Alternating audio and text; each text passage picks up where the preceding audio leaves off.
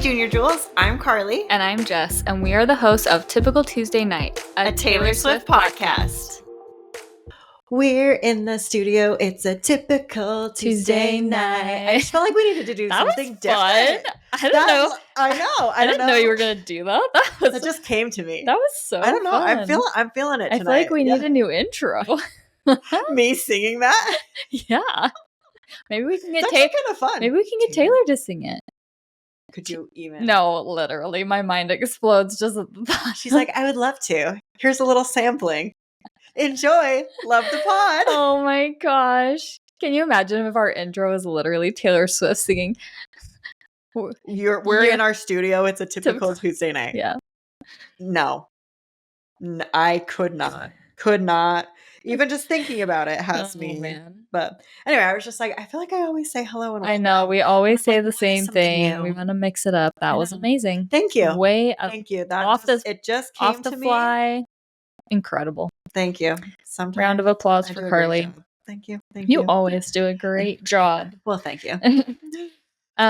We cannot believe it because we have arrived. I know. At our last deep dive. Like, I really for the life of a showgirl. I am sad about it. Like, we did talk about this, so we're like, we should have split them up into groups of 3 instead of 4.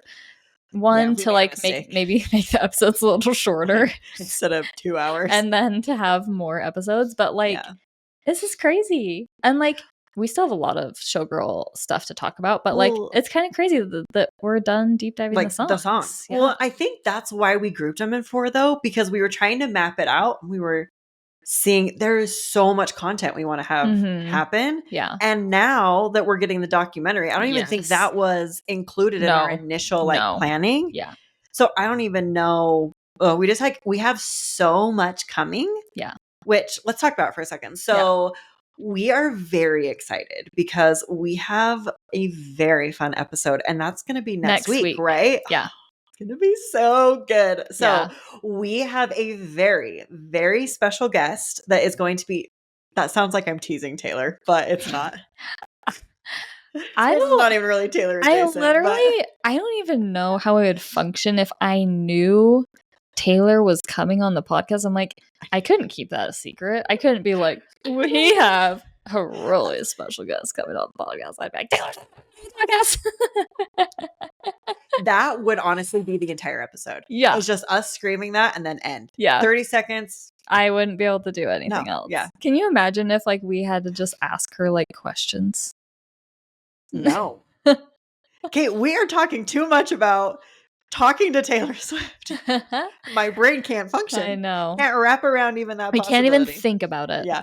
I saw this Instagram post, and this girl met Miley Cyrus, and she was like, I messed up. I went and I got one chance, and I said, I loved you on the Best of Both Worlds tour, and then like went to say more to Miley, and then the next person came in and was like, hi Miley, and she was like, I can't even believe that was the one thing I said when talking to Miley. Oh my gosh. Your Best of Both Worlds concert.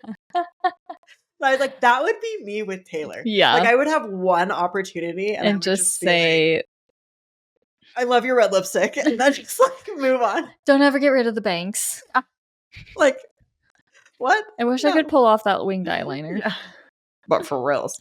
Oh man. Anyway, we are teasing a special guest coming next week.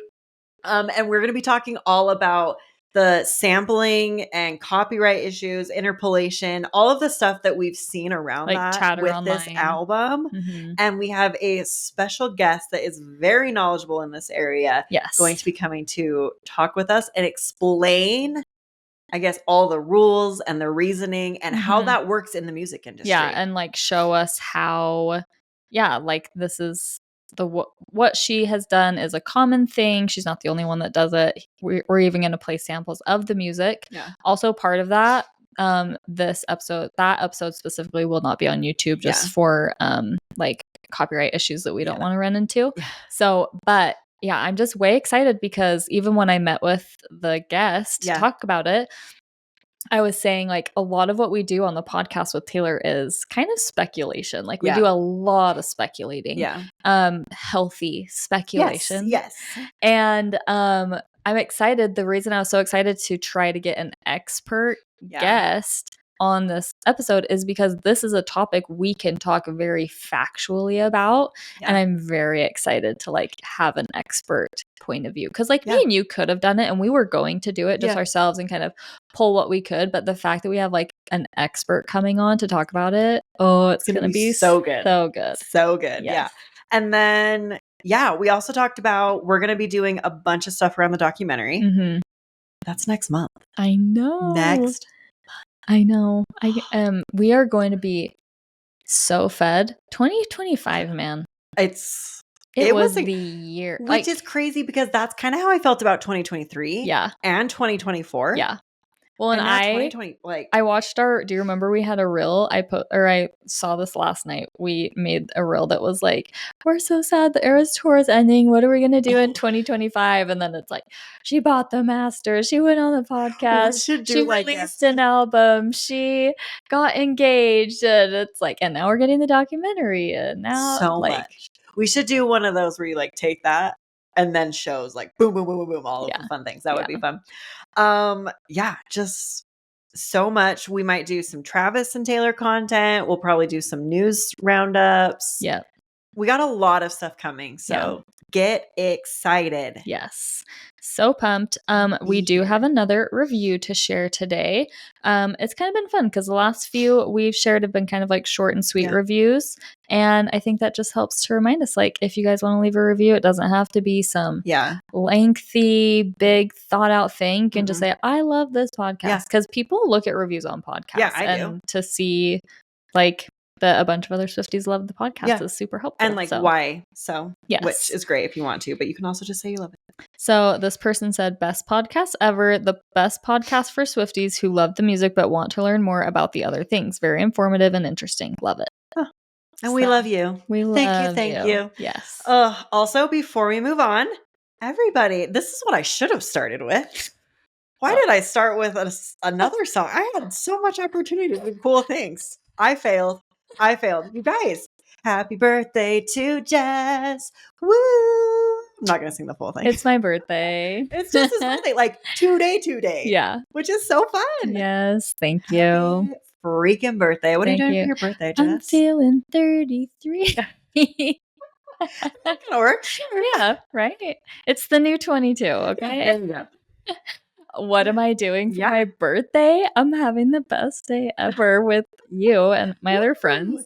I'm so excited. I'm going with some friends and we're going to dinner. And then we're going to do something I've wanted to do for seriously like a year.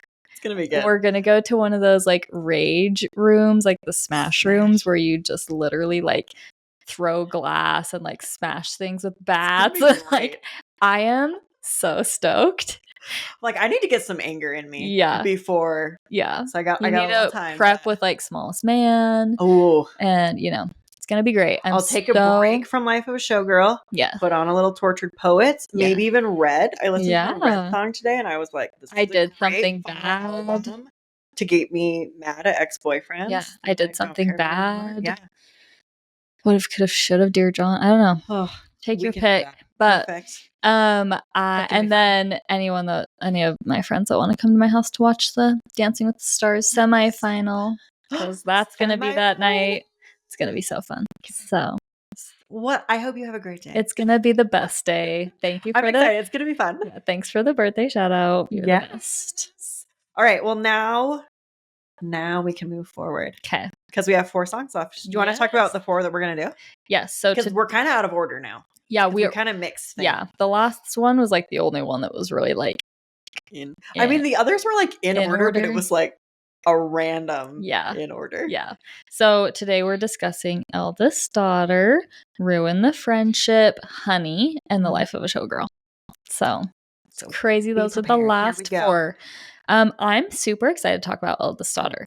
Partially because like it just doesn't get a lot of love. Yeah, it doesn't. From me, I'm included in that group. Yeah. I would say for track 5, I rate it pretty low. Yeah. I've always felt like there is like a deeper meaning and like really interesting things about it. It just isn't hitting or catching on for me yet. And I don't know that necessarily after today it'll be like, you know, move up in my ranking or anything, but there are a lot of like really fun, interesting facts about it. So I'm excited. So first we're going to start off by reading her Amazon track by track message about it. And then she also had a really good message on Apple Music about it, which I feel like is important. So Amazon track by track, she said, track 5 on my album is called Eldest Daughter. And it's a love song about kind of the roles that we play in our public life, because nowadays everyone has a public life. You have a life that you portray to other people or what you portray on social media. And then you have the you that everyone gets to know who has earned the right to be closest to you. And it's really hard to be sincere publicly because that's not really what our culture rewards. People reward you for being like tough and unbothered and too busy to care. And you may be that about some things, but everyone has things that matter to them and people that matter to them. This song really kind of gets to the heart of when someone gets close enough to you to earn your trust. That's when you admit to them that you actually really do care about some things. I love that. Isn't that cute? She has really good perspectives on social media and how we navigate that and why society navigates that the certain ways. And so it was really interesting to hear her talk about that kind of stuff when she went on New Heights. Yeah. And then before we jump into the lyrics, this Apple Music message I feel like was important. Okay. Because it specifically mentions the first verse too. So she said, sometimes I'll use specific vernacular to be satirical satire in a satire form. I don't know. This is why I'm Taylor Swift. My goodness. I'll use specific vernacular to be satire. Now I don't even know. Satirical. Like the entire first verse of Eldest Daughter is somebody trying to figure out how to say things that they've read on the internet, whether it be like apathy is hot or memes and trolling and how, or 6-7. The amount of times I've said that today. Perfect. And how do I keep up with how we're supposed to talk in order to describe how much we don't care when we really all we care about something, we all care about something, right? So then you go to the pre-chorus and I go more into my own voice of I've been afflicted by a terminal uniqueness. I've been dying just from trying to seem cool. I love that line. I know. That's the tell. So that's the kind of flip of every way in which I was speaking in this entire first verse was me trying to assimilate to the way culture tells us to be, which I love. Let's get these lyrics because there are some really solid lyrics in here. And I know a lot of people rip on the lyrics in Eldest Daughter, but I think part of it is they don't understand that she's being satirical. it's satire. Yeah. And so they kind of miss it. But there's a few really good one-liners in here. And also still best bridge on the album. Oh, yes.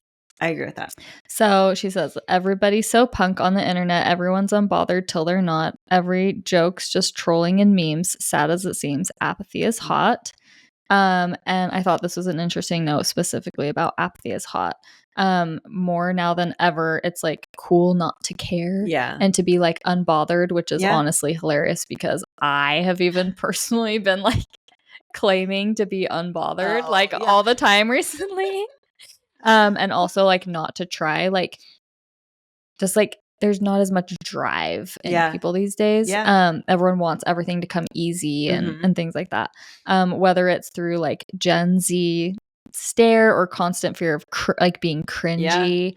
And young people face pressure to appear disaffected and unbothered at all times.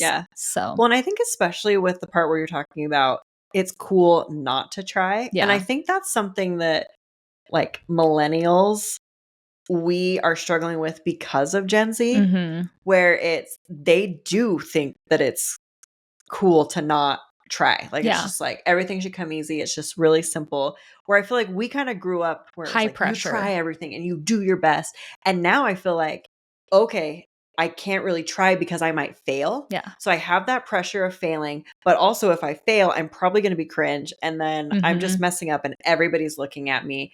And then you're right, I probably should just not You try. described that so well. And like honestly, everything we're saying right now fits so well with like the whole theme of this song. But it's sad because I feel like all of that's really bad on mental health too. Like feel like it's cool to like not care, not try, and not like take things seriously. I'm like, that none of that is good. I mean, obviously like perfectionism and stuff is not great for mental health either, but which is crazy because I think about a lot of things. I mean, I don't know what all parents are like, but I feel like I know a lot of parents, especially nowadays, that I feel like we're trying to teach our kids too of like, we always try our best and you never give up. And, but those are things that society in general has kind of stopped caring about. Yeah. And it's just like, hopefully they're getting it. Or like we were said the same thing and then you just grow up and the world takes over and you forget, Yeah, for always sure. try your best. Yes, seriously. Then she says, I have been afflicted by a terminal uniqueness. I've been dying just from trying to seem cool. And I thought this was really interesting. Okay. I'm so curious what you think about this. Ooh. The term terminal uniqueness is a term borrowed from Alcoholics Anonymous. Oh. The like 12-step culture. It names the self-isolating belief that one's pain or flaws are so special that the usual help won't work. An attitude that can be terminal because it keeps you from seeking recovery or community. Like basically like my situation is so different from everyone else's. Like you can't help me kind of attitude. Wow. Isn't that interesting? Yeah. Yeah. Huh. I wonder why she chose that. Because it's so specific. Yeah. Yeah. I don't know. I mean, I think it's a great term that like fits into this song. Yeah. But I wonder if it has any other like meanings. Yeah. And then obviously like the I've been dying just from trying to seem cool and kind of ties back into that quote we read at the beginning. Yeah. But and then for me, I think part of why I've struggled with this song is I've never loved this next part where she says, but I'm not a bad bitch and this isn't savage. And this is a part for me that like I haven't like wrapped my brain around or like why she says it the way she says. But I really actually I'm actually really obsessed with this. And I think you're gonna love this too. I don't know if you've heard this. So I'm like trying not to look at the I know so that it just comes with the melody for I'm Not a Bad Bitch. She actually interpolates the melody for I'm Not a Princess from White Horse. Oh. And she's basically paralleling the lyrics saying I'm not a bad bitch and this isn't savage, where back with White Horse she said I'm not a princess, this ain't a fairy tale. Wait, I love. And it's really cool because this shows how like back then when she like back then when you're a dreamer, and this will tie in with the bridge. Back when I know, starting and I know, I'm not ready for this. I know, I'm probably gonna cry. This bridge always makes me cry, but like it back when she's young and a dreamer and like wanting the fairy tale, she's like, I'm not a princess. This isn't a fairy tale. Like I can't get that life. Now that she is the princess and has the fairy tale, she is saying, I'm not a bad bitch. This isn't savage. And she's saying, like, this shows how entirely her language and perspective on love has changed. She has found what she's been looking for all these years, so now feels safe, completely accepting the softer romantic side of her nature.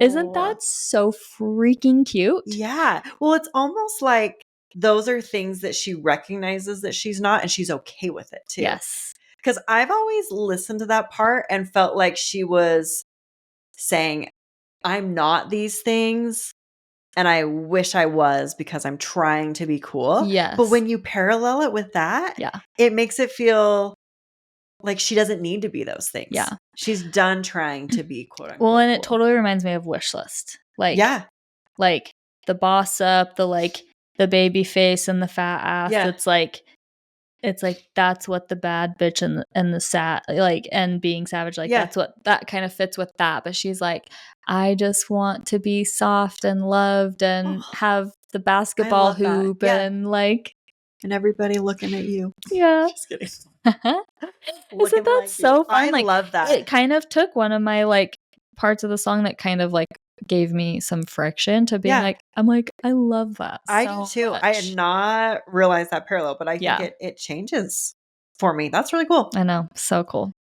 So then she says, but I'm never going to let you down. I'm never going to leave you out. So many traitors, smooth operators, but I'm never going to break that vow. I'm never going to leave you now. This kind of like, it kind of reminds me of like the albatross, but like she's basically like telling Travis, like I'm going to be here for you. And like, there's going to be people that try to like sway your opinion or trick you, or smooth operators and traders, but like you can count on me basically. And then she says, okay, I have been saving this. Oh yes, this is a theory that Aubrey sent me. I hope you haven't seen it. I really hope you haven't seen it, because I've been saving this for weeks. That's specifically why I was like, can I take Eldest Daughter? Yes, love it. So we've got this part where she says, the last time I laughed this hard was on the trampoline in somebody's backyard. I must have been about 8 or 9. That was the night I fell and broke my arm. Pretty soon I learned cautious discretion when your first crush crushes something kind. So first, this isn't the crazy part, but like we've got a little bit of a Robin callback with the trampoline. The time will arrive for the cruel and the mean. You'll learn how to bounce back just like your trampoline. Oh, fun. Okay.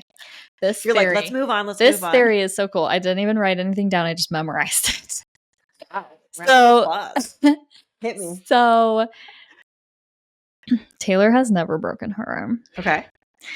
Also, if Taylor broke her arm, she would know how old she was when she broke her arm. Yes. Okay. This is funny. I have seen the first part of this. Okay. I don't remember how it ends though, because I don't think I got to finish the video. Okay. So I'm like, I don't even care if everyone else is gonna love this, but I will. I'm like excited because I'm like, I watched a video that said Taylor Swift never broke her arm and she would have known what age, and I literally don't remember the next thing, and I can see. Oh, that's all you know. Yes, like I can see myself in my laundry room being like, oh crap, I need to watch this later because it was good, and I think it was like a little longer, right? Yeah. Yes. So it must have been one that I was like, I'll come back to this, and no, I did not, but now, okay, go. Yay. Okay, so this, obviously, if you want to say this is a stretch, whatever. I'm obsessed with it, so I'm rolling with it. Go. So, on the trampoline in somebody's backyard. So there is that really funny picture of Taylor on like the trampoline in the water, and she's like jumping off of it. Oh, like with Calvin Harris? Yes. Okay. Yeah. So that's like the 1989 era. I must have been about 8 or 9. Okay. That was the night I fell off and broke my arm. This is right around when the Kim Kanye stuff happened. So she fell and broke her arm, and she learned cautious discretion. And then when your first crush crushes something kind, that makes me think of the Kanye VMA moment. Whoa, yeah. Isn't that That's cool? Fun. I know. I love it. I'm like, how do these people just never in a million years would I have come up with that myself? No. But when someone says it like that and I read it, I'm like, absolutely. I am obsessed with that. There is so much to that I am still just trying to process. But I love all of it. Yeah. Because it was always interesting to me that she said, like, I must have been about 8 or 9. I'm like, okay, that doesn't feel like something Taylor would say. Yeah. But it does kind of fit with the, like, 89. Yeah. That's, like, so fun. Yes. And then, yeah, like, oh my gosh. That's fun. So fun. Oh, I love that. And then... That is crazy that I did not finish that reel. I know, that's really funny. And then obviously I love when she says, when I said I don't believe in marriage, that was a lie. Like, how many times do we try to justify not having something that we want by saying we don't want it? Mm-hmm. All the time. That can happen in so many parts like of life, having close friends, infertility, not being married, like just life not going your way and just trying to justify it by being like, it's fine, I don't want it I don't anyway, want it. you know? But you do. You do. And it's okay. It's okay to want that. Yes. And then that line to me, I love it, but it also just like crushes me. Yeah. Especially like all of her past songs. And like she kind of sung about that. Yes, absolutely. And just knowing that, okay, no, she did want to get married. Yeah. She's openly admitting that now. Yeah. And it really was Joe that was not ready. And then to like think about, I wouldn't marry me either, a pathological people pleaser. So thinking that she's here saying, I actually do believe in marriage. I want to get married. But it was my fault. It's like she's blaming herself. I was the reason though that we didn't get married. So then I had to like make this whole lie that like, I don't believe in It's so crazy. It's so crazy when you are, I feel like this is a tangent, but I feel like it's worth it. Yeah. It's like when you're in a relationship that like you've been holding on to for so long, it is wild the justifications that you make and the like stories you make up in your head. And it goes back to when we talked about a couple weeks ago, like you're starving till you're not, like you finally left the table, you're starving till you're not. It's like the answer should be simple. Like you should look at the situation like, clearly this man like thinks not great of me if he's saying things like you're a pathological people pleaser. I want to get married. He doesn't. Like I'm drowning in melancholy. Like all the things. Like all the signs are there. It's like red flag. Alarms going off. Like this is not where you should be, but you literally hold on. Like you think if you're losing me, it's like you hold on with so long London, like white knuckle dying grip. It's like you can just like, it's crazy how you can just try to force things to work for so long. And like it's so sad that she was abandoning something that was really important to her and just like being like, I don't want it. But but like now, I was so happy. Now we love this. We love this other side for her, where she can say like, no, I do want to be married. That is what I want. And then every eldest daughter was the first lamb to the slaughter. So we all dressed up as wolves and we looked fire. I've always really liked this part, but I have never like, again, I really haven't given this song much of a chance. This is easily the one I have skipped the most. Okay.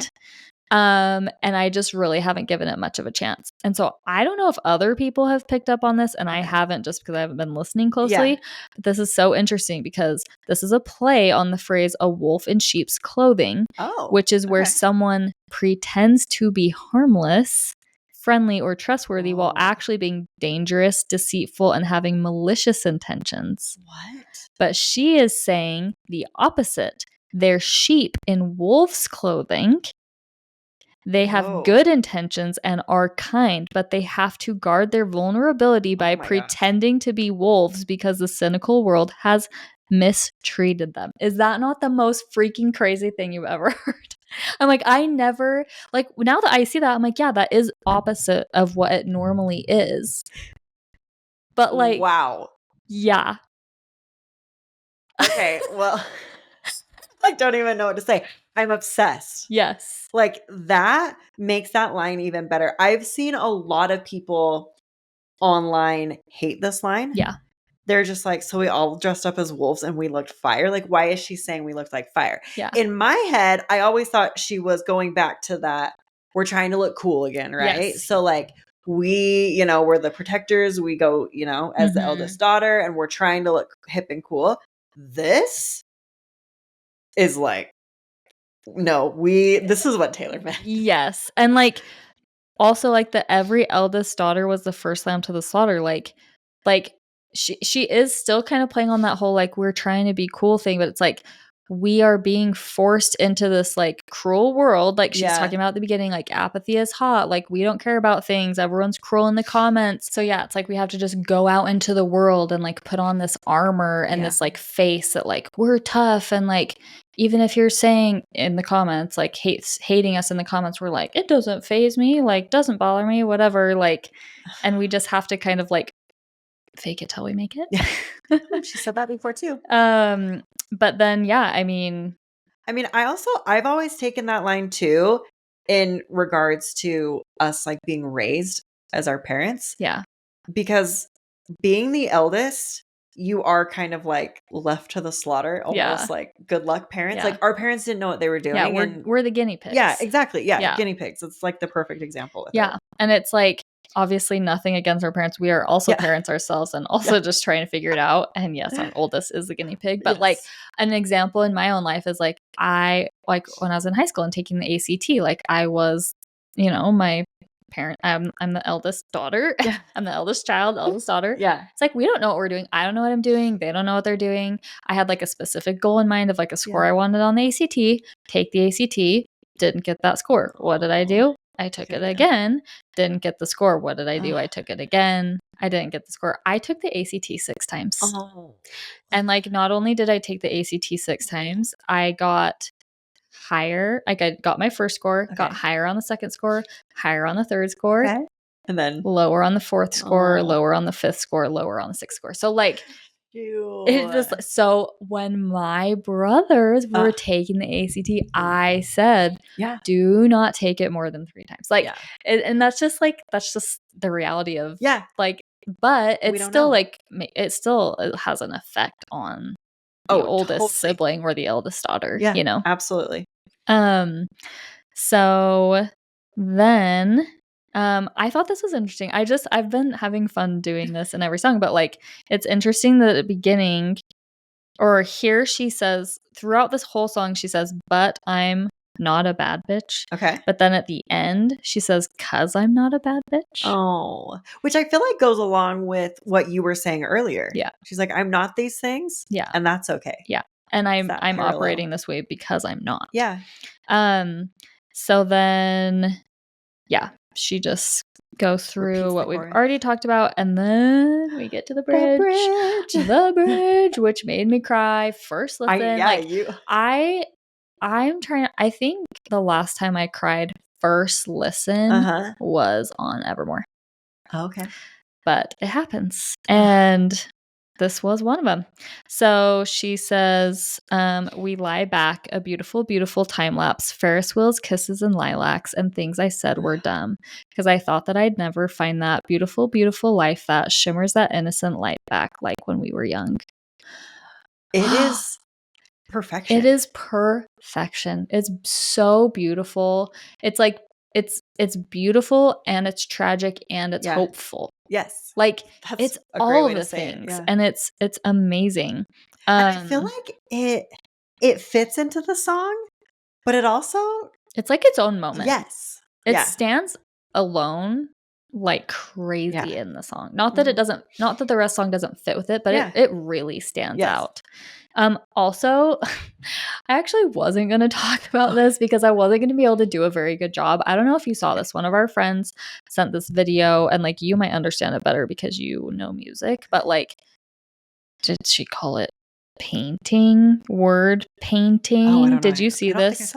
There's this girl on a reel sitting at a piano talking about this song and talking about how Taylor will often in her music like use the way, again, I don't know music and terms, so I can't speak to it super well, but she'll like, so specifically in this chorus, or actually maybe I'm skipping ahead and it's the part right after this, the when you're home, now you're home. So I'm going to skip ahead just a titch just while I'm talking about this. Every youngest child felt they were raised up in the wild, but now you're home.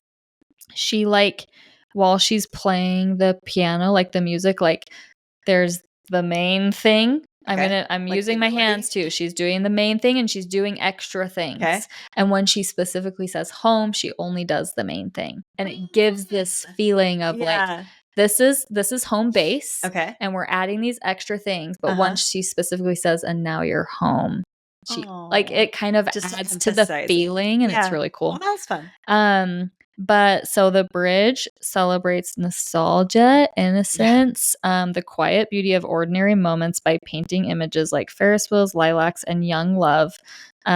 Taylor reminds us that the past joy will live on in her new relationship. Her love remains as pure as innocence of childhood.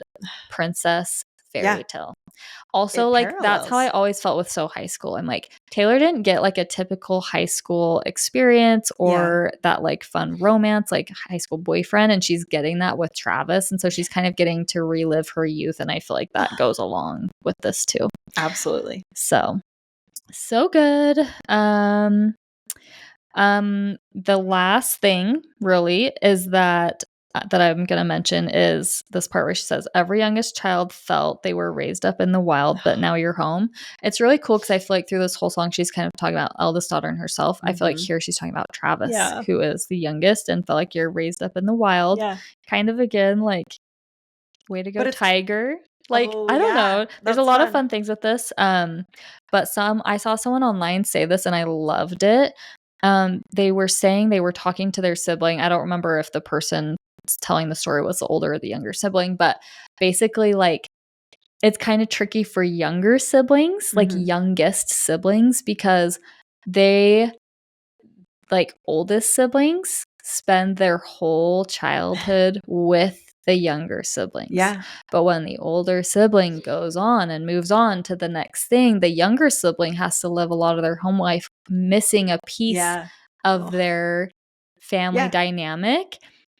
But like that feeling of like when you come home for the holidays from college and it's like, and now you're home and we feel complete. It like gives this feeling complete. I don't know. I thought that was really fun. I love that. Yeah. Okay. That felt really long for one song. Meh. But there was so much good stuff for that one. All of those things that you said really made me appreciate the song even more. Yeah. So I'm going to skip it less. Great job. Well, we are going to take a quick ad break to talk about today's podcast sponsors. And our first podcast sponsor today is Dime Beauty. Yes. So we love Dime Beauty. We love how clean their products are. And they have like a really wide variety of products. I mean, we've talked about so many of their different products on the podcast. Specifically some that I use like daily. They have like a daytime moisturizer that I love. I use their cleanser at night. In the summer, I'm not a big, SPF person year round.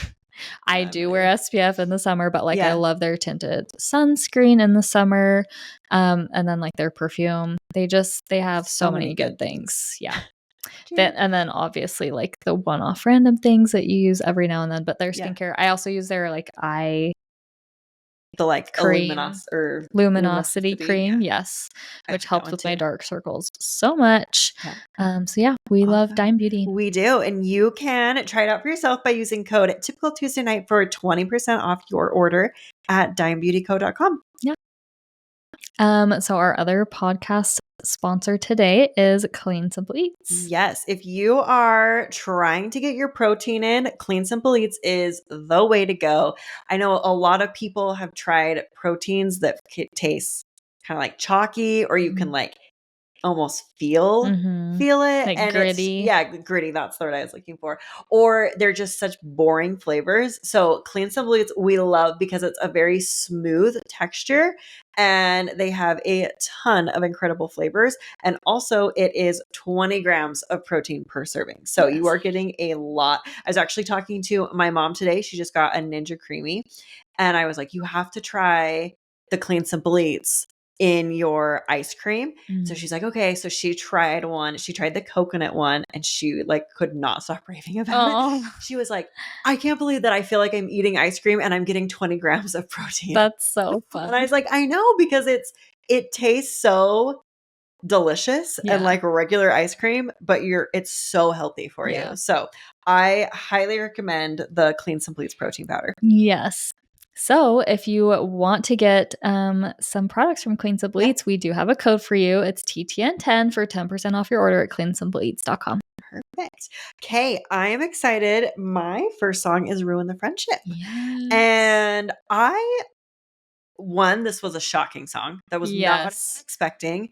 2, I love this song because it takes me back. It is so nostalgic to me for so many reasons. Debut Taylor, like fearless Taylor, even like high school me. Yeah. Like, it just makes you the think whole, back on I life. don't know why I'm skipping, but like when the 50 Cent song played, I don't know why that hits so hard. I am obsessed with that part. That was our high school experience. I know, it's so good. So this is what Taylor said about the song Ruin the Friendship. She said, Ruin the Friendship is a song that kind of wistfully goes back in time to moments that you hesitated, moments that you were too scared or anxious to do something that you were really curious about. You know, the idea of if you told this person you had feelings for them, or if you kissed this person, you might ruin the friendship. And it kind of goes back in time and explores what really would have been so bad about that. So it's really kind of a beautiful story of taking chances when they present themselves and not letting them pass you by, not having to spend your life wondering what would have happened if you would have done it. So I just love that. It's kind of fun to look back. And I don't know, what are your thoughts? Do you have any like regrets in high school? Do you not? It was funny because before I let you go, when we were watching the movie, the Life of a Showgirl lyrics, one of my friends that as my best friend from high school, she was sitting right behind me and she like tapped and she was like, see, I am so glad that I did not kiss those boys in high school, because we were best friends and we both liked this pair of best friends. And it was one of those, we didn't really want to ruin the friendship, so we didn't really do anything. And it was funny because she was saying, I'm so glad I didn't ruin the friendship. I'm so glad I didn't go for it. And I said, it's funny because I listened to this and it made me wish I would have. And so it's funny that everybody looks back and it's so different for me. I mean, I always tell, one time Kyle and I had this long conversation about like, what are our biggest regrets? And I always say, I regret that I didn't try to be bolder and like do new experiences with people. Like I was such a rule follower that it was like, I would never kiss my friend unless I knew that we were like dating and it was all this thing. Or I would have never, snuck out. I would have never done, I've got some eldest daughter syndrome over here of being this like perfect person. And I look back and say, you're right. Like, why I like regret these things that I didn't do. But it's also funny that like my best friend was like, no way, I was never going to ruin the friendship. So I'm curious what your perspective is. I guess I have kind of a funny story. I love it. Let's hear it. And it's, I don't know. I'm like, I wonder who that went to my high school listens to this podcast, but I totally had a best guy friend in middle school through high school. We were two peas in a pod. Everyone knew we were best friends. Everyone also knew that he had a crush on me. Okay. And I didn't really ever reciprocate that. We also like each individually, like he had a girlfriend and I had a boyfriend, but we went to lunch together every day. Like we were best friends and we hung out so much. But I had just totally written off. Like I was never going to give it a chance. Yeah. But it is funny because I was in choir my senior year of high school and there was like, I don't remember what it was. There was like some challenge and it was like, I don't remember what the challenge was, but essentially along the lines of like, do something out of your comfort zone. Okay. And that is what I chose. You did? To kiss my best friend. I'm obsessed with this. And we kissed. And he knew that like, it was kind of awkward because like we both knew like I was doing it. It was for the basically as like a homework assignment. You're my homework. Gotta do you. But I thought it was really interesting that like it was something that I like totally kind of swore off exploring. Yeah. But when given an opportunity to do something out of my comfort zone, that was what I chose. So like to me, that meant like in the back of my mind, like it was something that I was like, why aren't I considering this? Like, why aren't I risking it? And like, that's fun. Yeah, like I don't know. And I don't know. I still don't know if I would say today if I regret or not regret like trying to date him or not. But I just think that's a great story. It like fits right in with this. Yeah. I love it. That's amazing. Okay. I just thought that would be fun to kind of like talk about. Yeah. So I'm going to have most people believe this song is about Jeff Lang, who was her high school guy best friend. We're going to put a picture of them here so you guys can see on YouTube. One thing that's interesting is his mom has come out and basically said like she believes that this song is a tribute to Jeff. She said she was glad that Taylor hasn't forgotten about him all these years later. And she affirmed that the emotional accuracy of this theory being about him is absolutely correct. And then she expresses thanks, saying that she was thankful that Taylor is keeping his name alive. So I thought that was kind of fun. That is fun. But yeah, so Jeff and Taylor were very close. They would spend a lot of time together at her house. This was also some stuff that his mom said. And they said they were always joking around. It was a relationship that was built on trust. And Taylor once shared that she would play her new songs for him. And that is in the speech. So she went and did an acceptance speech. And she said, let's see. There it is. So she had earned an award, and after the funeral she went and she did a tearful acceptance speech, and she just said, like, this has been a really difficult week. She said, yesterday I sang at the funeral of one of my best friends. He was 21 and I used to play my songs for him first. So I would like to thank Jeff Lang. Aww. And it's just like that's somebody that you really trust. Yeah. To be able to go and say, hey, I want to play these songs for you. Yeah. Like that, is a lot. And like, it's interesting, like, to hear her mom say, like, I'm so glad she still, like, remembers them all these years. Like, clearly their relationship had, like, a major impact on Taylor's life. Yeah. And, like, she's probably like, of course I would never forget this, you know? Absolutely. So yeah, Jeff actually graduated from Hendersonville High School and was a student majoring in biology at the University of Tennessee. And that's when he tragically passed away at the age of 21 on November 2nd of 2010. And his death was later publicly noted as being due to inflammation of the lungs, with methadone identified as the probable contributing factor. So super sad. But I thought it would be good background to kind of have on, like, their friendship, what happened with him, and all of that. For sure. But as I was researching, I found a Reddit thread and somebody was saying this song doesn't feel like it should be about Jeff, because when within these 2 years did she have an experience that would, like, spark her to write a song? And I was like, this is kind of interesting. So I continued to read the thread. Apparently, and I don't know much about this, but this is what was said on this thread, so take it with a grain of salt. Apparently, she also had a high school friend that died in 2023. Oh. During the Eras tour. Really? Apparently, she flew back to Tennessee for the funeral during the Eras tour. A podcast host from Vibe Check, his name is Zach Safford, also went to high school with her and Abigail. You were like, no, I thought my jaw is on the floor. Yes, I know. So apparently they all went to high school together, and apparently at one point he posted a photo of him, Abigail, and Taylor and somebody else at this funeral. But a lot of people said we can't find the photo anymore. Yeah. So I don't know if it got taken down or what. But on his podcast, I guess Zach spoke about getting to see Taylor briefly during the tour. Really? Yeah. Interesting. So it makes you wonder, could it have been about this guy? Could that have even sparked the inspiration about thinking back on Jeff. it? Yeah. So that is kind of the way that I'm taking it, is that's kind of the connection too. I get a little, I'm obsessed with this song, and I get a little frustrated when I hear people be like, this does not fit on this album, because I think it fits great. Taylor is in, like, a very blissful part of her life. She's on cloud 9 and she's riding it straight to the sun. But, like, I think that and also, like, it kind of teeters, but, like, with Tortured Poets too, like, when you're in a relationship you're unhappy in, what do? You reminisce on lovers past. What is that lyric she says in this album? Like, when you're unhappy, you kind of think back of, like, oh, like, what about them? Like, someone familiar, and, like, why didn't it work out with them? And I think that, like, she kind of takes that idea in the song, but she, like, romanticizes it and turns it into, like, I remember the first night we listened to it, like, I love the, like, meaning behind the song of, like, life is short, kiss the friend, go on the trip, like, do whatever, take risks, like, don't hold back so much.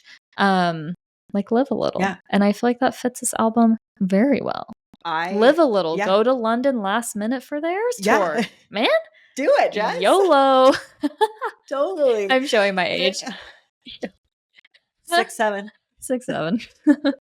Oh, gosh. That can't be our new thing on here. Cannot be our new thing on here. Please. No. We're trying I also think it's trying to interesting. be cool. We're trying to fit in. Trying to, exactly. It makes me wonder because the vibe of it is very debut to me, especially it reminds me of some of the debut Vault tracks.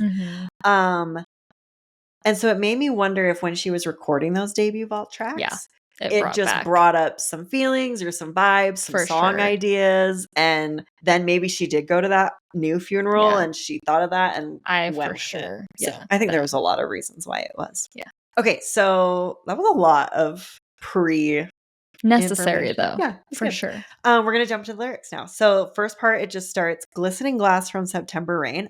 Glistening grass. I don't know why I thought I heard you say glass. I was like, oh, maybe glass. I'm like, Mr. I Lyric. could have. Maybe I did.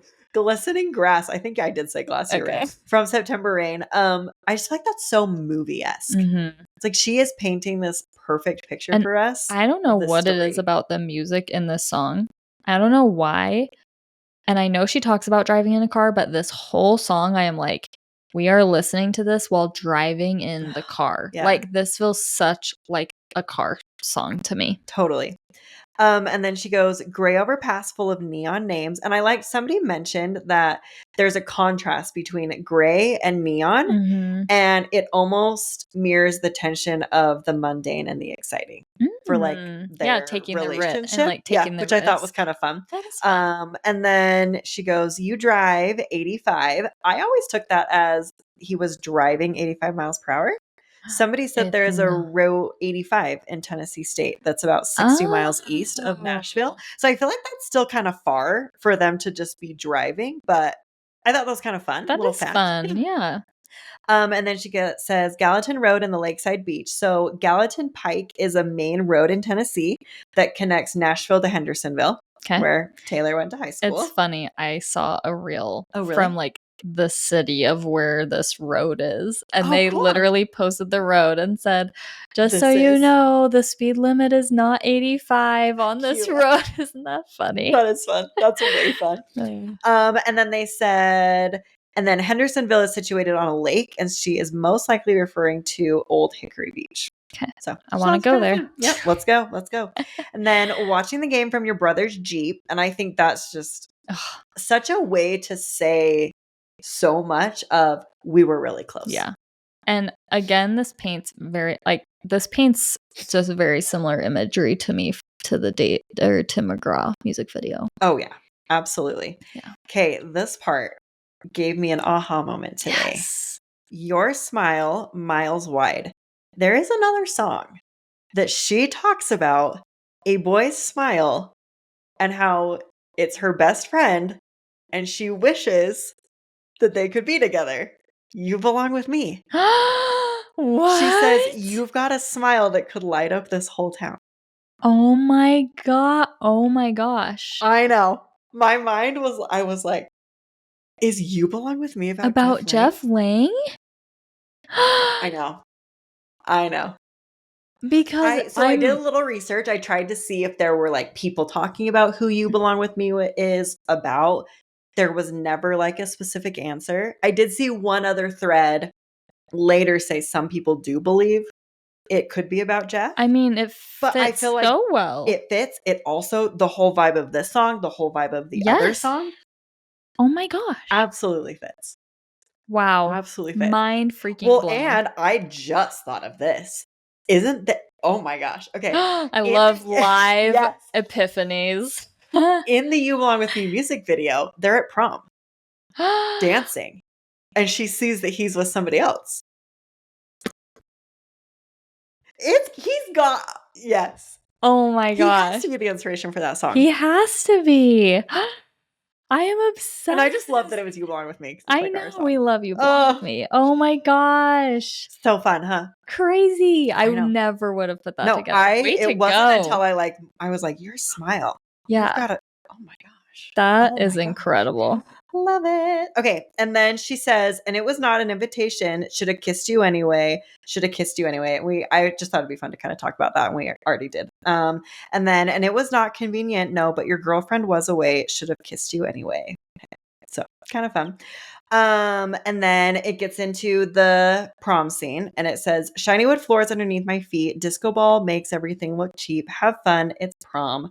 Wilted corsage dingles from my wrist. And we'll put a photo here too, but there is that prom photo that I feel like everybody knows, the one of like, she's in the white dress and like the kids in like the backward hat. Yeah. And she does. She's got like a little corsage on her wrist with like red roses. I just thought that was kind of fun. And then she says, over his shoulder, I catch a glimpse and see you looking at me. And once again, I'm just like, you belong with me, baby. Yes. And then she kind of keeps going, but she says, but has the 50 Cent song played? I love Did you it. see 50 Cent post about how excited he was? So he was like the only mention on like artist wise. I thought that was so incredible. Also, I was like, what song do we think it was? Which 50 Cent song? Yes. So did a little digging, a little research. I mean, obviously we don't know, but at that time, most people are assuming it was either Indie Club or Candy Shop. I was gonna say my mind immediately goes to Candy Shop, and I could also see Indie Club. So I was just like, this is incredible. That's just everything peak. About this. Yeah. Yes, peak. I love it. And then I love that she says, would have been the best mistake. Yeah. And I love that because it's sometimes you look back and you think, yeah, I thought that was going to be a mistake, but like it actually wasn't going to be a mistake. Yeah.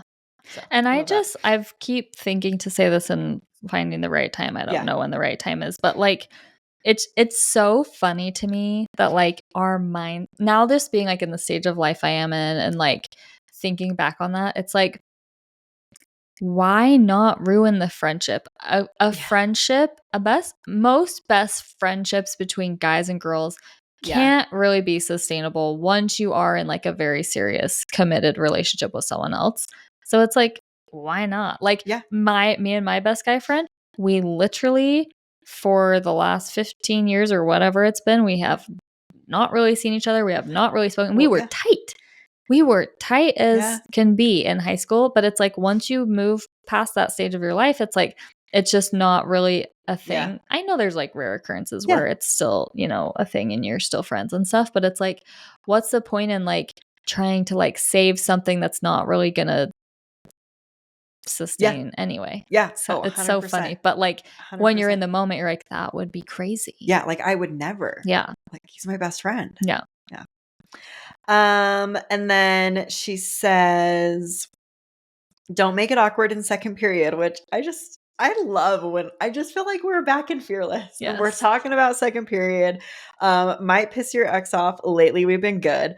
That whole part also reminded me of Debut in Picture to Burn when we talked about her ex, Jordan. Okay. And then Chelsea, like, and how they like yelled at each other in the locker room. Do you remember that? If you don't know what we're talking about, we did an entire episode about all of the Debut songs and who they were about. And if you go find the one about Picture to Burn, we talk about some fun. She dated a guy named Jordan, and then he got a new girlfriend named Chelsea, and Chelsea and Taylor got into it. And it's fun. It's a good time. So you should go listen. But this is kind of what you kind of brought up. Staying friends is safe doesn't mean you should. Yeah. Right. I also love that she repeats like what we just heard. She repeats it, and I've seen people be like, "Oh, why does she say it again?" Did you see this? I saw this. Yeah, okay, and I love it. Yeah, like they were because she says, "Don't make it awkward in second period. Might piss your ex off. Lately, we've been good." And then she basically repeats that whole thing again, and everyone's like, "Why does she repeat that part? Like that seems so unnecessary."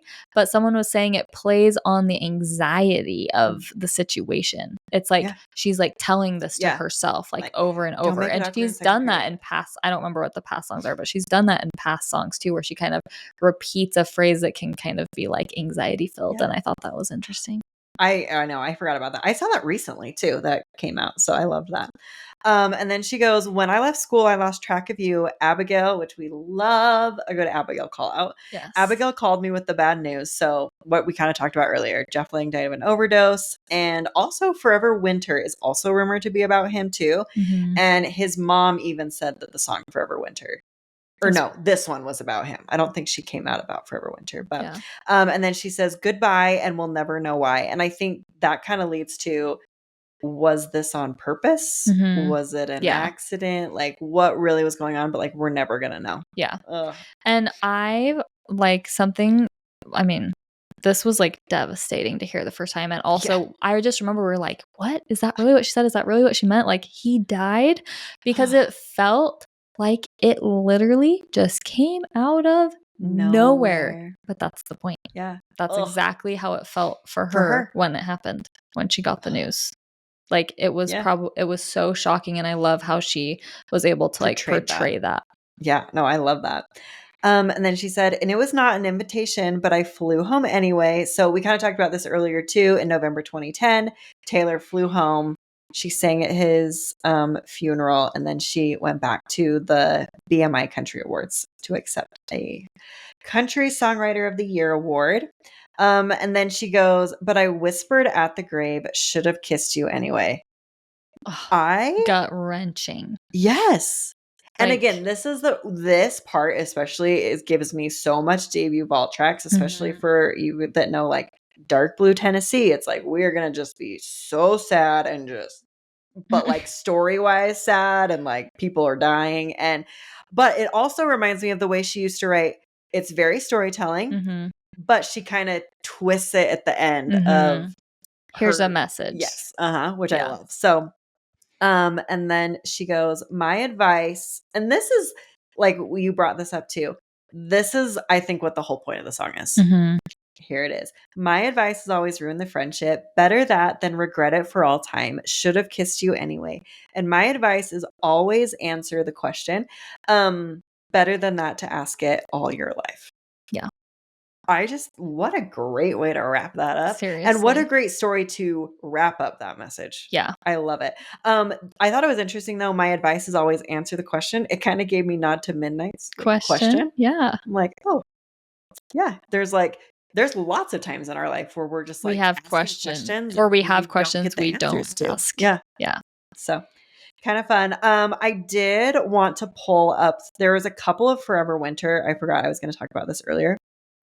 Forever Winter lyrics that I felt like really fit kind of into this. With the like, Abigail called me with the bad news, goodbye, we'll never know why. So a couple of those was, I pull at every thread trying to solve the puzzles in his head, live my life scared to death, he'll decide to leave instead. I forgot how it's devastating that song is. Yeah. And then she goes, if I was standing there in your apartment, I'd take that bomb in your head and disarm it. I'd say I love you even at your darkest, and please don't go.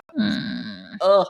Like, so to be able to hear those lyrics and see that is how she felt, and then hearing this kind of story. Well, and I feel that in the lyric where she says, when I left school and lost track of you, you can tell she felt this, like, I don't want to say obligation, but like, I need to keep tabs on you. Yeah. Like, I'm worried about you. Yeah. Well, and that was some other people were talking about. They're like, they can't be Jeff because she still talked to him sometimes. Like, look at Forever Winter. But I feel like Forever Winter is saying she was trying her best. You know, sometimes she could call him. She would try and catch up, but it was not the same. Yeah. It was not the same. And so I feel like it still could be about him. For sure. Okay, next we're going to talk about Honey, which I am so obsessed with the song. It is one of my very favorites on the album. So this is what Taylor said on the track by Amazon Track by Track. She said, Honey is a song about how words that have been meant to hurt you in the past can be repurposed by someone who loves you in a way that feels totally different. You know, if the only time you were called honey was when someone was like, that look is not working for you, honey. Like, that is very different than when somebody calls you honey in a sweet way, in a sincere way, in a lovely way. And it's kind of about sort of the idea of healing these old wounds that were caused by certain words and now feel totally lovely and sweet. So I also just love this song. It's such a bop. I just jump around to this song. This one is called Honey. Yeah. I love when she's like, it's a bop. Yeah, I'm like, yeah. I jump around to this. So yes, you can too. So fun. So she starts out by saying, you can call me honey if you want because I'm the one you want. And it's fun. Honey, sweetheart, lovely, darling can all be like nicknames that can be used in a condescending way. And it's funny because Kylie Kelsey talked about how she doesn't want Jason to call her pet names like honey for this reason. She said, there are certain nicknames, sweetie, babe, baby, hun, honey. You can only be called those things by like a waitress in a diner in South Philly and otherwise in Philadelphia. It takes on this sort of like, okay, hun, almost like bless your heart. It's sharp, just feels aggressive. And so I thought that was kind of like a fun connection to the family too. And then she says, when anyone called me sweetheart, it was passive aggressive at the bar. And the bitch was telling me to back off because her man had looked at me wrong. And just so funny because I feel like this is kind of like, I don't know, is misogyny the right word? It's like reminding me of Better Than Revenge. But like it references how women often blame and attack other women for men's bad behavior. Right? That's just like in Better Than Revenge. It's not Taylor's fault. It's not Taylor's fault. It's not necessarily the girl. Like, why aren't we blaming the men in these situations? And then if anyone called me honey, it was standing in the bathroom, white teeth. They were saying that skirt don't fit me, and I cried the whole way home. The white teeth part. Oh, maybe I put this in later. Where is it? I've heard people talk. Is that like a Coke reference? Well, that I didn't. I assumed that. I can't find. I wonder if it didn't paste in here. I mean, I can kind of remember the gist of it, but basically, I wondered if it was like a drug reference. But I saw something that was really interesting. They were saying like with their white teeth, kind of like, I feel like the only way to describe it is by like just like showing it. So like kind of like like baring your teeth, like a mat, like they were comparing it to like an angry dog or like a bitch, like baring your a son teeth. of and so kind of like baring your teeth, which I thought was interesting, and that they're just like being mean. And then I also thought it was interesting that like I cried the whole way home could potentially be like a Dear John callback. The girl in the dress cried the whole way home. And then Summertime Spritz Pink Skies was the name of one of the vinyls, the pink shimmer vinyl, which is fun. You can call me honey if you want because I'm the one you want. This is so fun. I would have never come up with this on my own. It could be a nod to the Grease song, You're the One That I Want. Oh, cute. Yeah. You're the one that I want. Oh, oh, oh, honey. Oh, I didn't even pick up on that. Yeah. Oh, fun. I know. It's so fun. And then Wintergreen Kiss, All Mine. I thought this was interesting because I'm like, that's so specific, but like what? What about it? So wintergreen oil is something that can be used for medicinal its properties. And it's used most for its flavor and topical anti-inflammatory effects. The line is like a poetic way of saying how a kiss can have healing effects. Oh, that's fun. Isn't that fun? That is fun. And then you give it different meaning because you mean it when you talk. Honey, I'm home. We could play house. I don't know if this could be true or not, but like Taylor has Shania Twain ties. She loves Shania Twain. She like says that all the time. Shania Twain has a song called Honey, I'm Home. Oh. Which is the lyric. Honey, I'm home. We could play house. And so, kind of talking about like Shania talks about like being with her partner after a long day. So I thought that was kind of fun. Yeah, I love that. And then like Shania also wore Taylor's been a long time fan of Shania and wore a Shania shirt shortly after she started dating Travis. Oh, fun. So that's cool. We can bed down, pick me up. I love this part. This was one I was just going to talk about, leave to up to interpretation to us. I get like playful bedroom vibes. Yeah. Is that what you get? That's what I got. Yeah. It's so fun. Like, we can bed down, pick me up. Who's the baddest in the land? Yeah. Like, that sounds like almost like a role play situation almost. What's the plan? Like, I don't know. Yeah. Well, and then to end it, you could be my forever nightstand. Like, I feel like it all kind of fits. Yeah. I love it. It's so fun. And ever since initial listen, that you can be my forever nightstand, obsessed. So good. And then you give it different meaning when you talk. Sweetie, it's yours, kicking indoors.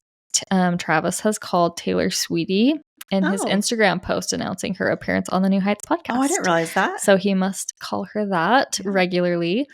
We've talked about this, I think, on our subscriber episodes, but there's some like Smallest Man Who Ever Lived parallels in this song, and I brought up a few of them. We talked about more on the subscriber episode, but the Sweetie It's Yours kicking indoors in Smallest Man Who Ever Lived, she says you kicked out the stage lights. So like Travis is like, I'm here, like, look at me, I'm here, I'm kicking in the doors, or like, and also like, I'm coming to get you. We're like, Maddie. I mean, the Smallest Man Who Ever Lived, he's kicking out the stage lights to like hide almost, and also plays into the lyric of like, they withered under bright lights. Yeah. So I thought that was really fun. Yes. Take it to the floor, give me more, by the paint and the color of your eyes, and graffiti my whole damn life, honey. I am so obsessed with that. So fun. It's so good. Like, by the paint. How can you tell me these lyrics are not incredible? I know. By the paint and the color of your eyes, and graffiti my whole damn life. Like, that is. It's so good. It's amazing. It's so good.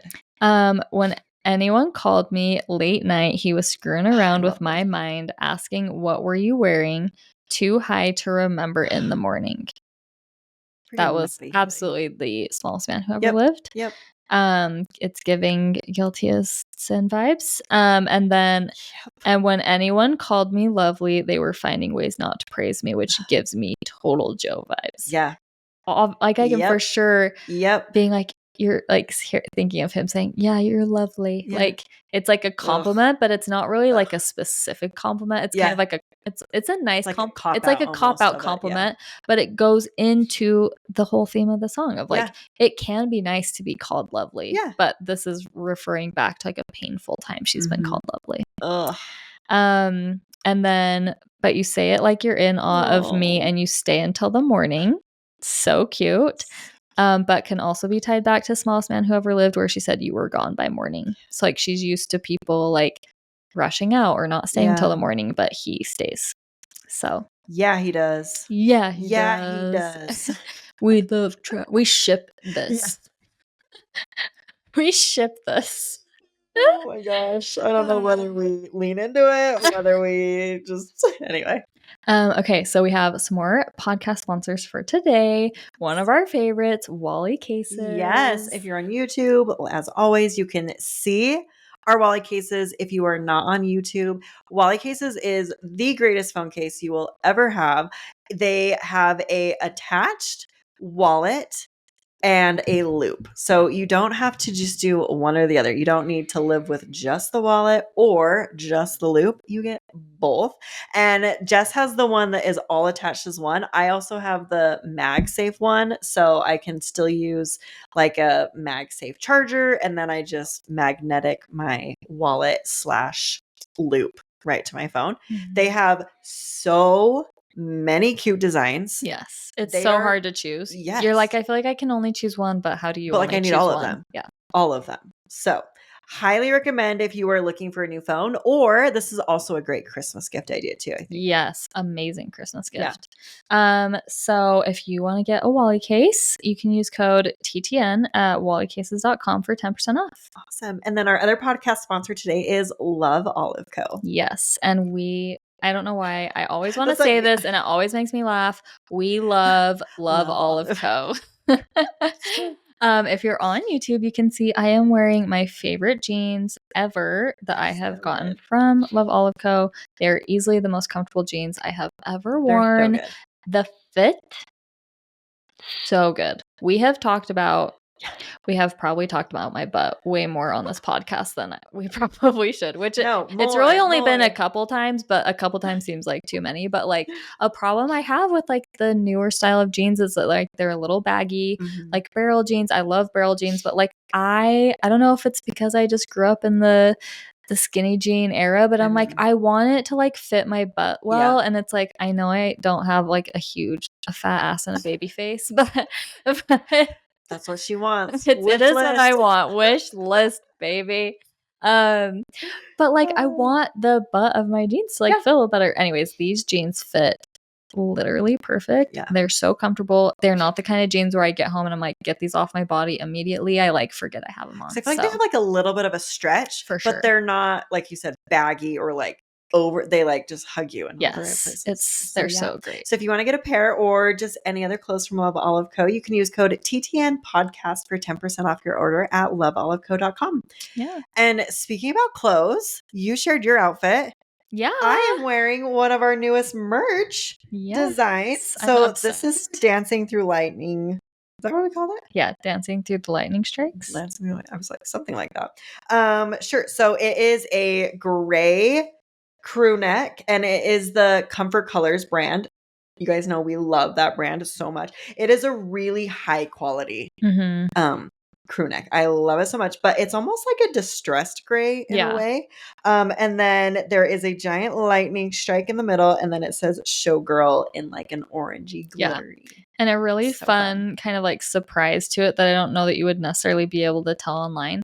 I love how the lightning bolt is like the color is a little textured and it just kind of gives like opalite vibes. I don't know. Absolutely. Very fun. We did that on purpose. Very fun. Okay, our last song of the entire deep dive. Not just this, but the entire album. Oh my we have The Life of a Showgirl. So this is what Taylor said about this song. She said, the last song on the album is the title track, The Life of a Showgirl. It is a story of a fictional showgirl named Kitty and how my character in the song goes to see her perform and is completely inspired by her. But rather than responding with like fakeness, she tells it like it is. And she kind of warns me off of this lifestyle because it's much more than just the glitter and the glamour. There's a lot else that comes with it. So it's kind of an ode to show business and the women who move through those pitfalls and obstacle courses, I thought. Who better to ask to be part of this song than the ultimate showgirl, Sabrina Carpenter? And thankfully she said yes, and she's absolutely incredible on this song. One thing that I really love about the ending of it is that we actually ended the song with actual crowd noise from my last Eras Tour show in Vancouver. So that always chokes me up because it transports me right back to that actual memory of standing on that stage for the last time on that tour that was so important to me and the tour that really inspired this album. So it's the last track of the album and a really special one to me. Love it so much. I love this song. I love the ending, and we'll talk about that when we get there, but it was perfect. Also, this just hit me as well. Remember when we were talking about canceled and people were like, she didn't write it. Like, it can't be the whole Blake timeline thing because she wrote it in like July of 2024 before all this came out. The last Eras Tour show? Yeah. December? Yeah. 2024? Like, and it's included? And it's included? Like, yeah. I think she did okay to write a Blake song. Anyway, I just thought of that. That is funny. Okay, so let's get into the lyrics. So she says, her name was Kitty.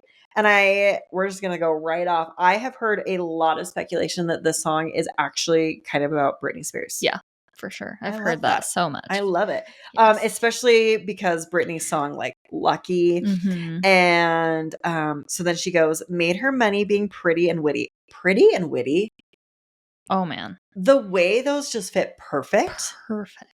I love it. They gave her the keys to the city. Then they said she didn't do it legitly. So apparently this thing happened to Britney in 2014 in Vegas. She was like given the keys to the city. Mm-hmm. And then later they basically said she didn't do it legitly. Yeah. Like she didn't earn it or whatever. Yeah. So thought that was interesting. And then she goes, I bought a ticket. She's dancing in her garters and fishnets.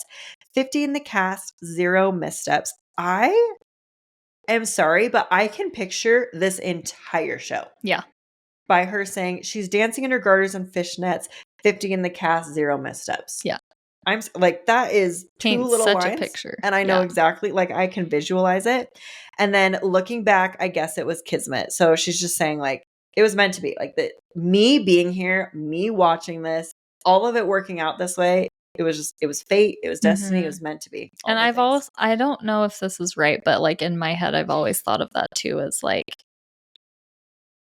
Taylor on the Eras Tour. Like that's very, that's like, it's like a parallel to the Eras Tour. I love like that. 50 in the cast, 0 missteps, dancing in my garters and fishnets. Like, yep, totally. Then it goes on to, I waited by the stage door, packed in with the autograph hounds, barking her name, then glowing like the end of a cigarette. What a unique way to describe like something coming out and like seeing the light from like opening the door or whatever. Yes. Also, apparently it could be another nod to Britney because she smoked cigarettes Okay. a lot.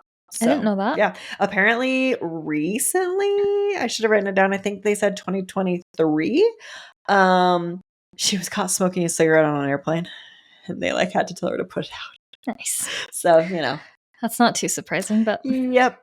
Then wow, she came out. I said, "You're living my dream." Then she said to me, so we are going to put a little picture here as well of Taylor met Britney back in 2003. So in that hurt during Britney's Oops, I Did It Again tour. My first concert. Was it really? Yes. That's awesome. Britney Spears Oops, I Did It Again tour.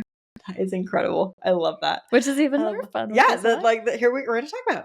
Yeah. So apparently a member of Britney's team approached Britney backstage and like introduced her, said like, there is this girl who really wanted to come in and sing for you. Guess who it was?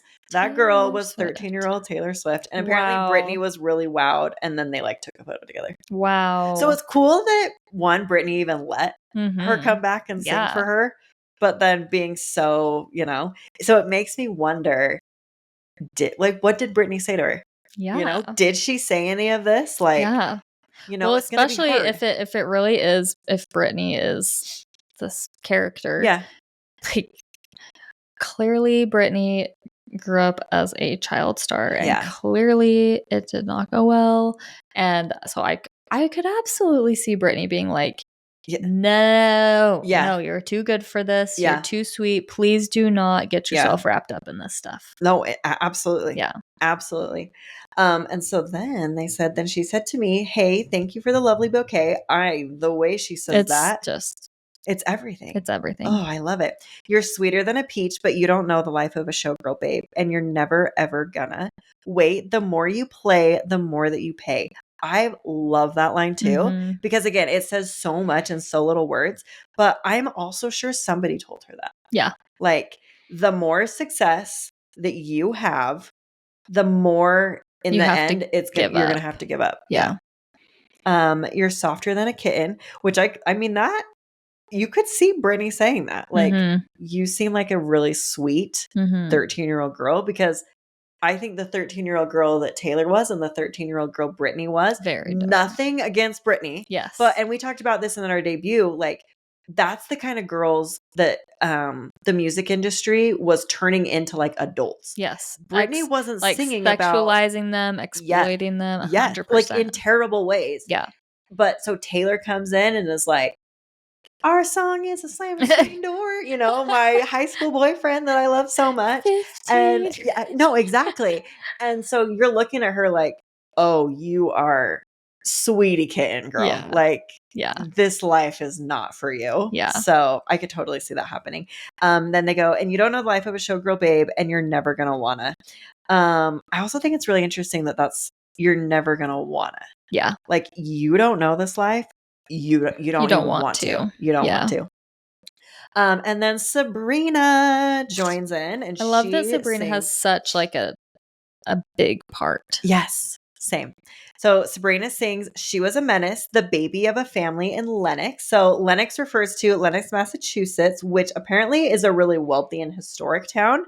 Which is well known for being the home of what's called Tanglewood, which is a music a music venue that often attracts world famous performers. So I was like, I wonder if that was why they chose that. Yeah. But apparently as well, Lenox has a history of really refined arts and classical music. And so it almost gives like a sharp contrast to the world of a showgirl. Yeah. So this kitty girl lives in this family in Lenox, and it was like she should have been really refined and classical music was the vibe. But she just wants to go and be a showgirl. So I thought that was kind of fun. I wonder if that was like on purpose. I'm sure it was. And then she says her father whored around like all men did. I found this really fun. There is in the song "Emails I Can't Send," Sabrina referenced the fact that her own father was unfaithful to her mother. So that's like a personal line. So I'm curious if Sabrina helped write that part. Probably. It seems like that's pretty common in Taylor, and people that are featured on Taylor songs, they write their part. Like Ed Sheeran and Endgame and but so these are the lyrics. She said, "Wish I had a time machine so I could see what you did October 13th at 10:15. Were you really asleep? Were you lying to me and the family?" Wow. Yeah. Yikes. Like, for a daughter to sing that about her father, that's crazy. Like, wow. Her mother took pills and played tennis. I think that line is so interesting too, because that to me pictures you are from like a high society family. Like if your mom can get pills, but also just go to the country club and play tennis every day. Yeah. And almost is just like, ugh, I have my rich husband. Yeah. He goes and whores around, but he gives me money to like do my things, whatever. Yes. Like I know so much about this family from knowing where they lived, that her dad was a freaking whore and her mother played pills and took pills and played tennis. Yeah. But like that's the thing is I'm like, Taylor, you are so good at setting scenes in such few words. Yes. Wish I could be like you. Here we are 2 hours later still talking about your words. I love it. Okay, and then she said, so she waited by the stage door. Oh, hey, as the club promoter arrived, not as waiting for more club or waiting for more people to arrive. Anyway, that was my misread lyric. She said, I'd sell my soul to have a taste of a magnificent life that's all mine. I love that. It's just like, I would do anything. Literally, I'll sell my soul. Have you seen the movie Burlesque? Didn't we watch that? Maybe because it's one of my favorite movies. Yeah. So probably I make a lot. Movie we watched. I make a lot of people watch it, and like that totally is what Christina Aguilera does in that movie. She's like, I want to work here. Like, what do I have to do to get this job? I will do anything. I'll do anything. Yeah. Yep. Yeah. That's a good, because Showgirl. Yeah. But that's not what showgirls get. They leave us for dead. So I'm curious what your take is on this. I feel like it could go two ways. Is it like referring to the music industry, almost like getting rid of their older talent? So it's like, unless you're new and young, and then as you get older, like they just leave us for dead. Like there's always going to be somebody new better. Or is that saying, but that's not what showgirls get. They leave us for dead, almost like you're on your own. Like, I take it as the first part, like, because she's saying, a magnificent life that's all mine. So, but that's not what showgirls get. They don't get a magnificent life that's all mine. They basically work really hard to make these other people really rich, and like, and not that the artist comes out with nothing, but like, if you think about the cycle, a typical cycle, Taylor doesn't follow a typical cycle, but like a typical cycle of an artist that Taylor does often sing about is like, you build up, and everyone gets successful, and then they throw you away, and then they start over. And these people that benefit, they stay, and they continue to benefit with the new people throw you away, and new people throw you away, and that's kind of how I interpret it. It really is sad. They just toss you to the side. This love is pure profit. Like that's what I think of. Yeah.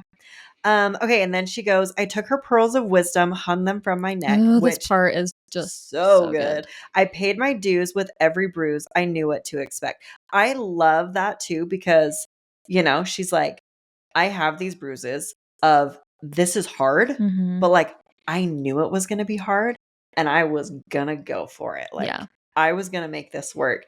And then these lyrics, do you want to take a skate on the ice inside my veins? So good. So I had never, I've always loved that line, but I'd never really thought about exactly what it meant until I was trying to prep for this. And I was just thinking about, when you have ice in your veins, you are calm and know how to act under pressure. And so she's saying go ahead, take a skate inside the ice inside my veins. I am tough. I'm going to make it through. I know what it is to be a showgirl. And you guys can't stop me.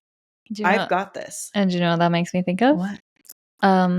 Dressing up as wolves and looking fire.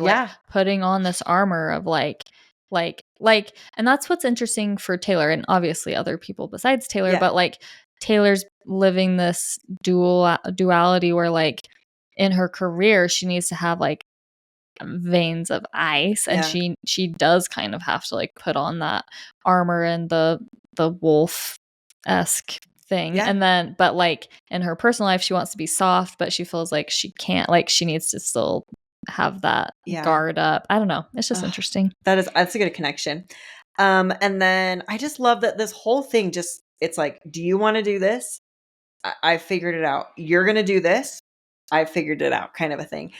They ripped me off like false lashes, which the imagery for that and just connecting to a showgirl, so good. Love it. And then threw me away. It almost makes me feel like that could be a nod to Scott or Scooter. Yes, you know? for sure. And all the headshots on the walls of the dance hall are of the bitches. Thanks, Jeff. Who wish I'd hurry up and die. This is something that I feel like Taylor's talked about a lot because of how the music industry is. I'm sure Taylor looks at the younger generation and is like, you're all just waiting for me to stop. Yeah. For me to die off, for something to happen to me. Yeah. So that it can be like time. Reset. Yeah. Yeah. For sure. Because like, no offense, but like people can't compete with Taylor. No. And honestly, like I don't blame. That would be hard. It would be hard. I don't know. Like, I'm like, why do I need to bring up all my own personal experiences? But like in high school, I played soccer. Yeah. And the class above me had 12. There were 12 people in the class above me. So I did not even get a chance to play varsity soccer until I was a senior. And then guess what? Oh no. The freshman class. Yes, they wanted to just work the freshmen. And so like my whole class really just got looked over and didn't really ever get a chance to play much varsity soccer because of like how it lined up. And that's what that totally reminds me of. Absolutely. It's so like, get out of my way. I'm in my prime and I want to be able to shine, but I can't because you're still around. And that's so I feel bad for him. Yeah. But at the same time, I'm like, don't stop, Taylor. Yeah. Like, I need more music. Yeah. But then, and that's what she says. But I'm immortal now, baby dolls. I couldn't if I tried. Yeah. I love it. It's so good. And then she says, she turns it, which we know we love a good moment where Taylor's like, okay, this is what I've been saying, but now it's my turn to say it. So I say, thank you for the lovely bouquet. I'm married to the hustle. This life is literally everything to her. Yeah. Like she is truly married to being a life of a showgirl and hustling and not giving up. Yes. And that's why she's so successful. Yes. And then, and I'll never know another. It's like, this is the only life she wants. Pain hidden by the lipstick and lace. I feel like that is such a nod to Tortured Poets, the Eras tour. I can do it with a broken heart. It's like, I have a lot of pain being, off of stage. My life can be really hard and there is a lot of pain, but it's hidden by that lipstick and lace. Yeah. Sequins are forever. And now I know the life of a showgirl babe wouldn't have it any other way. And I just love that she's like, I still love this. This is what I want. And then, at the very end, now I make my money being pretty and witty. So good. So good. So good. And then thank you for an unforgettable night. We will see you next time. Give it up for the band and the dancers. And of course, Sabrina. That part I love. I love you, Taylor. Yes, it's so fun. That's our show. We love you so much. Good night. I just think this is the best ending. I love that it was from the Eras tour. Yes. The final night. Perfect wrap to the album. Just everything. So good. So good. So good. Oh my gosh. It's over. It's over.